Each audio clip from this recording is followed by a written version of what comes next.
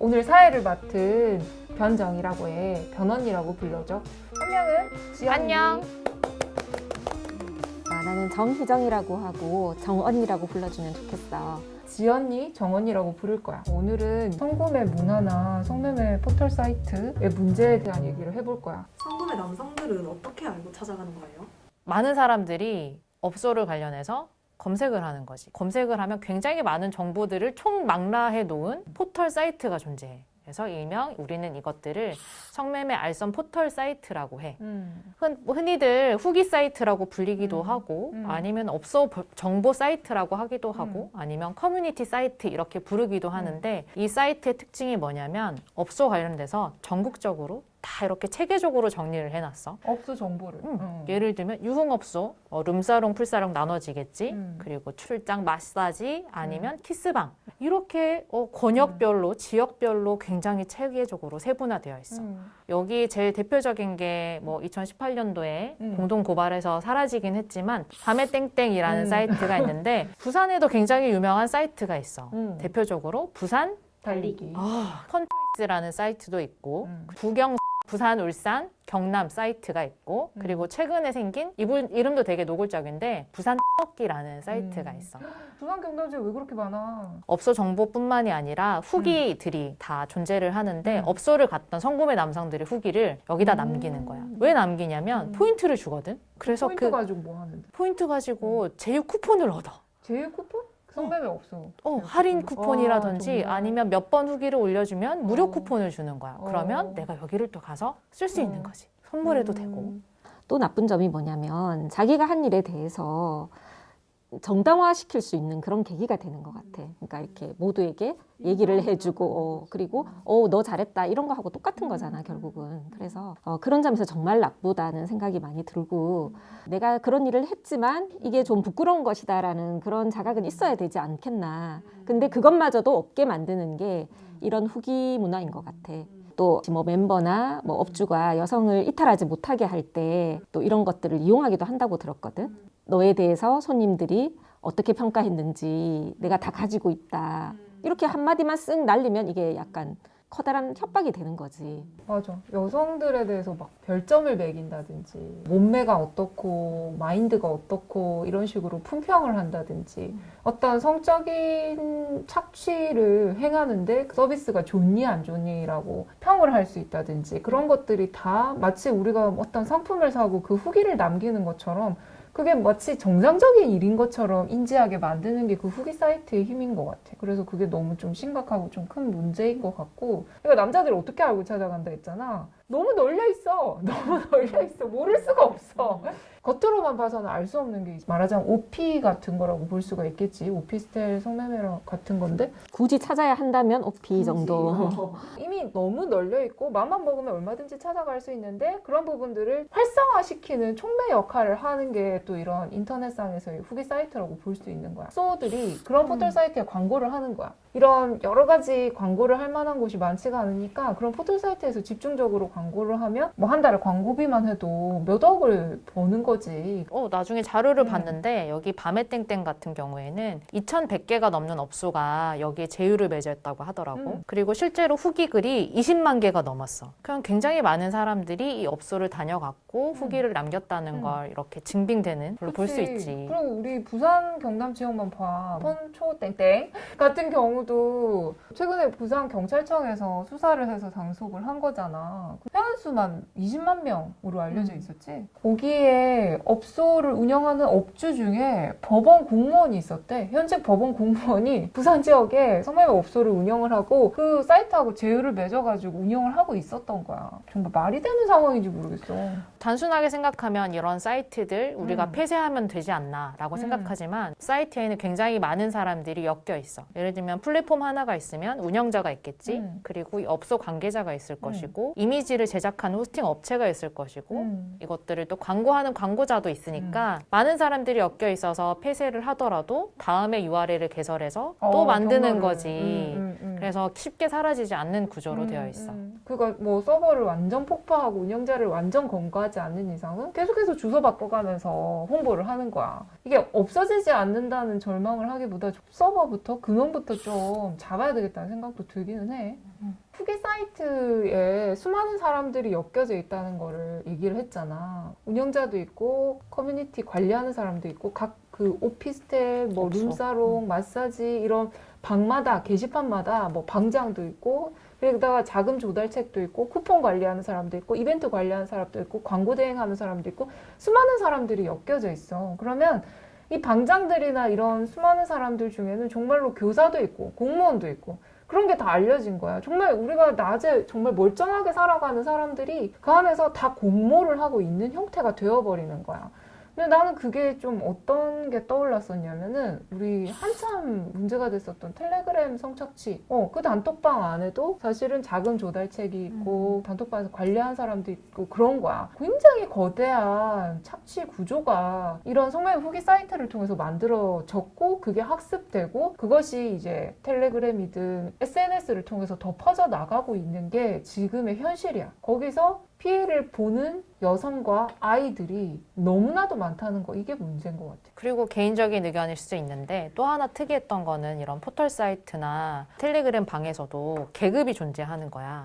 특히나 군대 아. 계급으로 형성이 되어 있는 경우가 많단 말이지. 밤의 땡땡 같은 경우에도 뭐 일병부터 시작해. 그래서 오. 천천히 올라가서 나중에 병장 달고 무슨 장군 달고 제일 마지막에 대통령인가 그래. 그러면 이 계급을 달성하기 위해서 주구장창 후기를 쓰고 올리고 많이 계속해서 올렸어. 올라가야 되는 거지. 그런 남성 심리들을 잘 이용한 것 같더라고. 아, 착취가 마치 하나의 무슨 게임처럼 이것이 마치 유흥이자 놀이 문화처럼 되는 게 진짜 문제인 것 같아. 그런 착취 효과를 일으켜. 얼마나 많은 남성들이 성구매 경험이 있는지에 대해서 좀 통계가 있나요? 2019년도 성매매 실태조사에 따르면 총 1,500명 대상으로 했을 때 631명, 42.1%의 남성들이 이제 인생에서 한 번 이상은 성구매를 한 경험이 있다. 이렇게 통계를 내주긴 했어. 그치. 2016년도에는 50.7% 절반이었다면은 좀 줄었다, 그치. 이게 뭐냐면은 여성가족부에서 3년마다 한 번씩 성매매 실태조사를 해. 성구매 실태조사도 하거든. 거의 대부분 2명 중 1명 꼴인 거야. 근데 실태조사에서 그 정도 응답했으면 실제는 더 많을 수도 있잖아.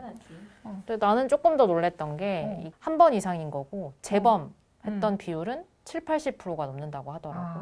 그러니까 한 번이라도 가본 사람은 계속해서 좀 그치. 가고 간 사람이 또 안 간다. 가는 사람은 아예 안 가고 그렇게 좀 극명하게 좀 나눠져 있다, 그치?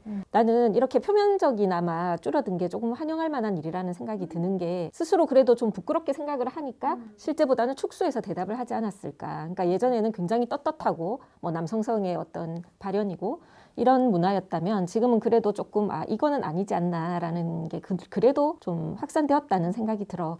내가 생각했을 때 자기 주변은 다 가는 것 같다고 생각하는 이유는 뭐냐면 성구매는 집단적인 남성 문화 속에서 이루어지는 경향이 많기 때문이야. 가는 사람들은 자기 주변은 다 가는 것처럼 느껴지는 것도 그래서인 거지.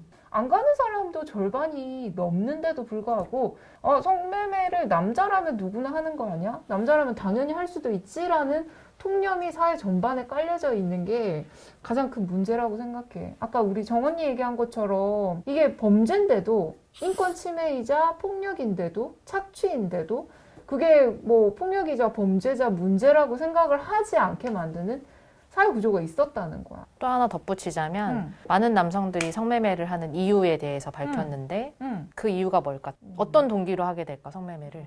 적어도 알려진 것처럼 뭐 성욕 이런 문제는 아닌 것 같아. 스트레스 해소? 이런 얘기도 하더라. 자신이 돈을 주고 누군가를 함부로 대할 수 있다는 거. 뭔가 마음대로 자기 마음대로 소유하고 지배할 수 있다라는 것도 하나의 원인이 아닐까? 맞아. 어떻게 근데 통계에 드러난 거 보면 제일 첫 번째 이유는 호기심 때문이래. 궁금해서.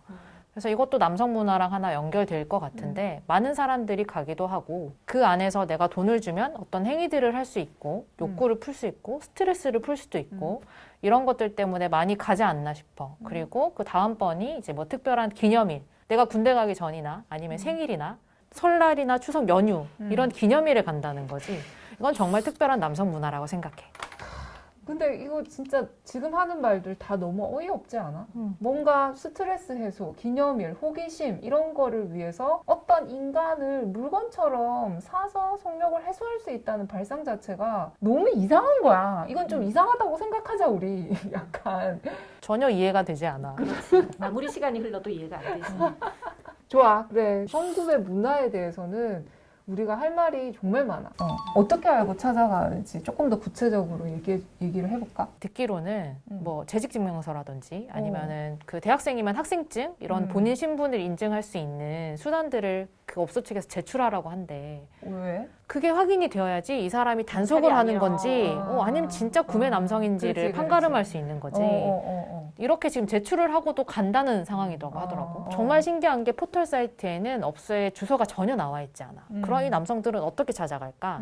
업소에 연락을 하지. 전화번호 하나가 있으니까. 아니면 메시지를 주세요. 어디 몇 번 출구 앞에서 만나요. 라고까지만 연락을 줘. 실제로 2017년도에 서면에 폐업한 철학관 그 건물에 태국 여성을 감금시켜놓고 성매매 업소를 운영한 일당들이 있었어. 근데 그런 포털 사이트를 통해서 보고 구매자들이 연락을 했는데 한 달에 거의 한 200~300명 정도의 구매자들이 연락을 해서 그곳을 찾아갔었대. 정말 어마어마한 거지. 근데 찾아갈 때도 재직증명서나 학생증 이런 거를 제출하고 본인 인증을 하고 갔다는 거야. 그러니까 이게 너무 조직화되어 있다라는 거를 우리가 좀 알 수가 있지. 네, 근데 그 존스쿨에 가서 강의를 하고 있잖아, 변언니는. 그래서 그런 거 하면서 좀 더 할 얘기가 있을 것 같아. 요즘은 안 불러줘.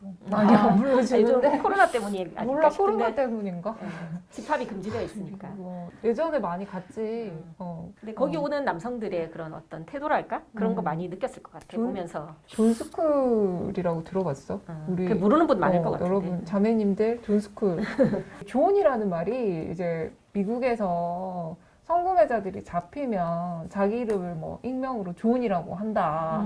라든지 이제 존이라는 말이 미국 이름, 남자 이름은 되게 흔하잖아. 그래서 좀 성구매자를 통칭할 때 존이라고도 한다. 뭐 이런 설이 있는데 존 스쿨인 거지. 다시 말해서. 아, 김씨 같은 의미가 온다. 철수?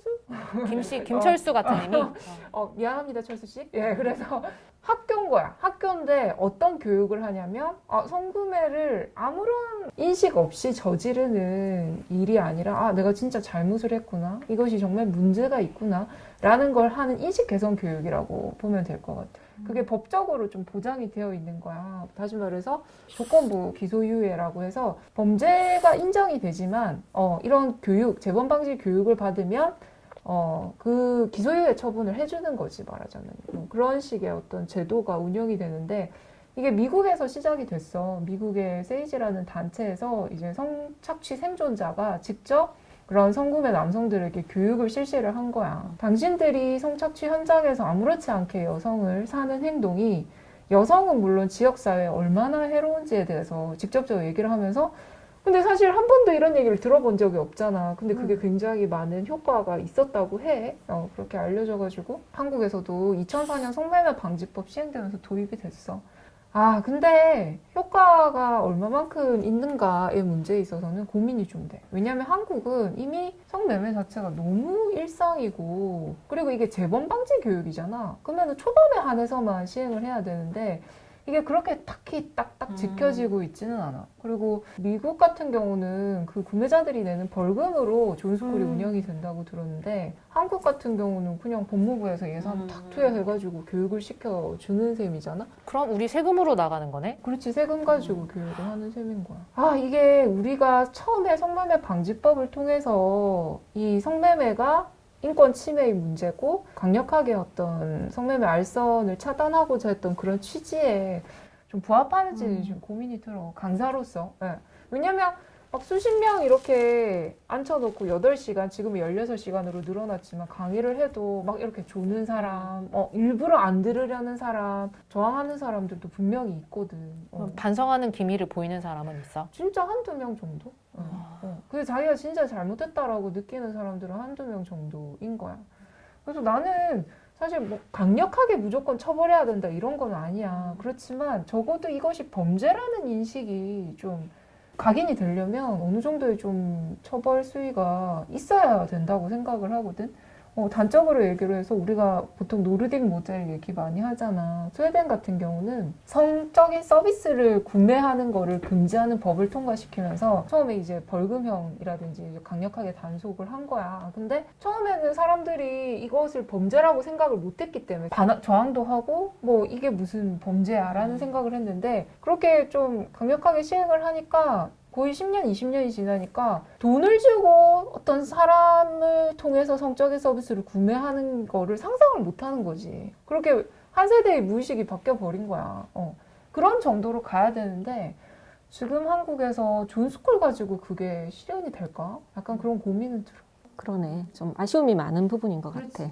오늘은 성산업에 대해서 알아봤어. 성구매 문화나 성매매 포털 사이트의 문제에 대해서까지 다 알아봤어. 정말 오늘 얘기한 것도 빙산의 일각일 뿐이야.